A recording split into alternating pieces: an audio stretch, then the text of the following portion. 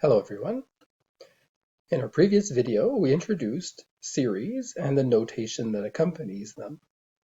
In this video, we're going to focus on finding the sum of finite series.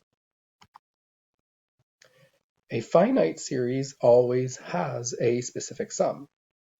It may not be that easy to find it directly. So in this video, we're going to take a look at a certain number of cases whose sums can be determined without going through the tedious process of adding all of the individual terms.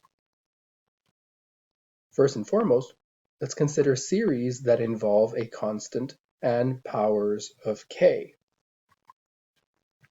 This first example is a finite series since k is replaced by 1 and limited to a value of big N, and the sum is taking place on terms whose size is constant and is c.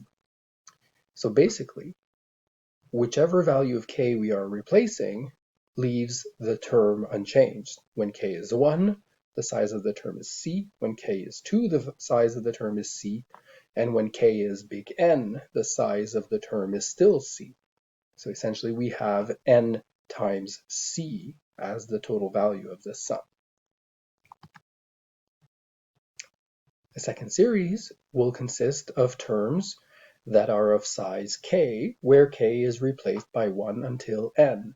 So essentially when k is 1, we get 1. When k is 2, we get 2 that is added to the one that precedes it. When k is 3, we get 3. And the finite series stops when k is replaced by big N. So the total value of this series is always given by the formula n times n plus 1 over 2. Series whose terms are of size k squared, with k replaced by 1 until big N, are 1 squared plus 2 squared plus 3 squared plus big N squared. Again, a direct formula will give you the total value of this series, n times big N plus 1 times 2n plus 1 over 6 will be the total value of this series. And finally, for the sum of k cubed terms, where k is replaced by 1 until capital N, then 1 cubed plus 2 cubed plus 3 cubed plus n cubed has a finite sum whose value is always given by n squared, n plus 1 squared over 4. So essentially in all these cases, the size of the series or the sum of the series is determined by the term where we stop counting. So for the big N, for example, let's find the sum of the series 1 plus 2 plus 3 and so forth until 15.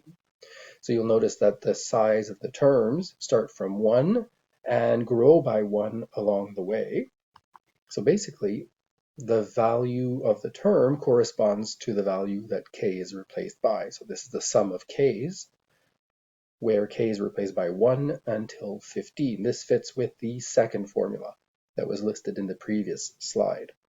And the total value of this series will be n times n plus 1 over 2. So in this case, 15 times 15 plus 1 is 16 over 2, which adds up to 120. So we didn't have to perform any individual calculations. A straightforward, direct formula gives you the total value of this series. Likewise, if we were to add 1 plus 4 plus 9 plus ... 10,000, first you would observe that these are all perfect squared terms, so they are all k squared values, where k has been replaced by 1 to fit with the original term of the series, and k is replaced by 100 to form the last term of the series. So the sum of k squared from 1 to 100 is a shorthand notation to represent the addition that we see above. This actually is the third formula in the formula sheet that we had earlier. And the sum is given by n plus 1, 2n plus 1 over 6. So in this case, 100 times 101 times 201 over 6, which adds up to this big number. But then again, remember how much time we saved by avoiding having to add all of the terms individually. Here's a bit of a curveball where we have a combination of expressions for which we have formulas. So we know how to add k squared terms and we know how to add k cubed terms. Here we have both, but also operations between them. Luckily, you'll recall that we have properties that allow us to split the subtraction or the addition of terms into two individual series. So I'm using the property for the addition of series here. And 8 is a constant multiplier, which can be extracted from the first series. So what that leaves are two series that fit the formulas that we saw in our slide with the formulas for specific series. So with an n of 9 in both cases, remember that the sum of k square terms is n plus 1, 2n plus 1 over 6. There's also the constant multiplier 8 in the front. And for the sum of k cubed terms, the formula was n squared n plus 1 squared over 4. In both cases, we're using n equals 9. And once again, we spared ourselves a whole lot of calculations by using a direct formula.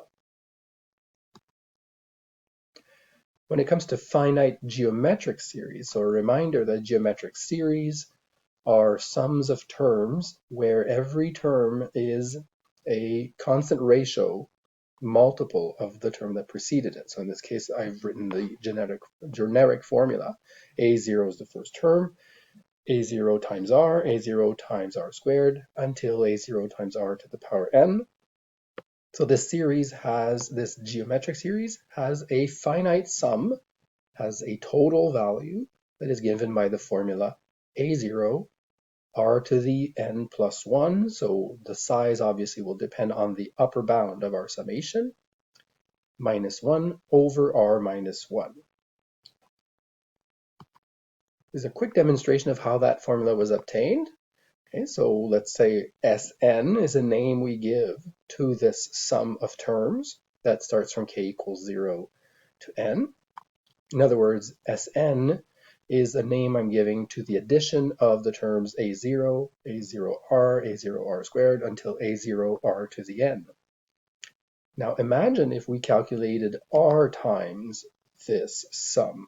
So if we did R times Sn, what would happen is we would create the same terms over and over again to the exception of two of them, which is A0 in the first sum and A0 R to the n plus 1 in the second sum. Those are the only two terms that are not paired with any other term.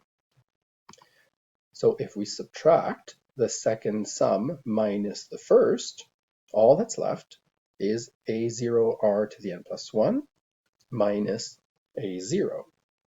And what we can do is factor Sn and divide it. So actually, Sn, if you recall, is just a label that I gave to the original series we were trying to calculate.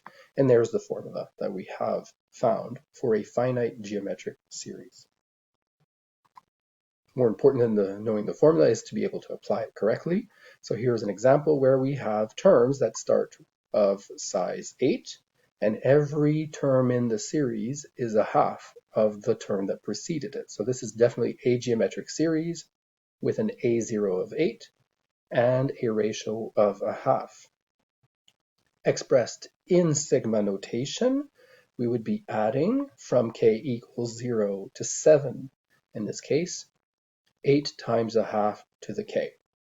Now the upper bound, you can go by trial and error, so 8 times a half to what power would fit with 1/16th, or you could actually just count by looking at the list of numbers. So 8 is the k equals 0 term, 4 is the k equals 1 term, and so on, and you would find that k equals 7 is the term that fits with 1/16th.